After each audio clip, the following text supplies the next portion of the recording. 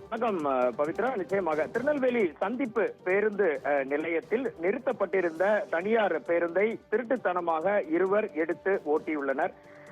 குறைந்தபட்சம் 1 கிலோமீட்டர் தூரம் ஓட்டிய அந்த பேருந்தின் உள்ளேயே படுத்திருந்த ஓட்டுநர் திடீரென எழுந்திருத்து பேருந்து ஓடுவதை கண்டவுடன் யார் ஓட்டிச் செல்கிறார்கள் என்னவென்று விபரத்தினை பார்த்தபோது வண்டியை நிறுத்தி இருக்கிறார்கள். அப்படி நிறுத்தியவர்களை ஏன் வண்டியை திருட்டுத்தனமாக எடுத்து ஓட்டுகிறீர்கள் என்று கேட்டபோது அவர்கள் இருவரும் இந்த பேருந்து டிரைவரை கத்தியால் குத்திய சம்பவம் திருநெல்வேலியில் மிகப்பெரிய பரபரப்பினை ஏற்படுத்தி இருக்கிறது.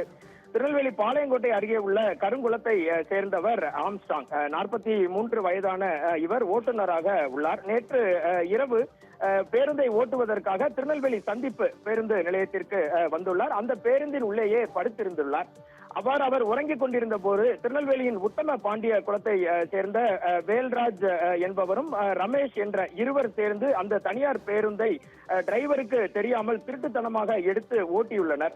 இதனை பார்த்த பேருந்தினுள் படுத்திருந்த ஆம்ஸ்டாங் அதிர்ச்சி அடைந்து யார் நீங்கள், எதற்காக பேருந்தை ஓட்டிச் செல்கிறீர்கள் என்று கேட்பதற்குள் பேருந்து கிட்டத்தட்ட 1 கிலோமீட்டர் தூரத்திற்கு பேருந்தை இயக்கி சென்றிருக்கிறார்கள் பவித்ரா.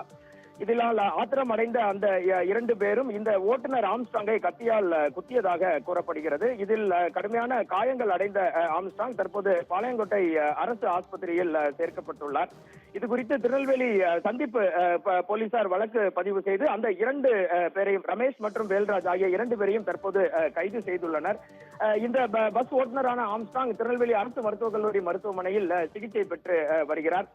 தனியார் பேருந்து ஒன்று திருநெல்வேலி பழைய பேருந்து நிலையத்தில், சந்திப்பு பேருந்து நிலையத்தில் நிறுத்தப்பட்டிருந்த பேருந்தை திருட்டுத்தனமாக இருவர் இயக்கியதும் அதை கண்டித்த அந்த ஓட்டுநருக்கு கத்தி குத்து விழுந்த சம்பவம் திருநெல்வேலியில் மிகப்பெரிய பரபரப்பினை ஏற்படுத்தியுள்ளது. இது தொடர்பாக காவல்துறையினர் தீவிர விசாரணை மேற்கொண்டு வருகின்றனர் பவித்ரா.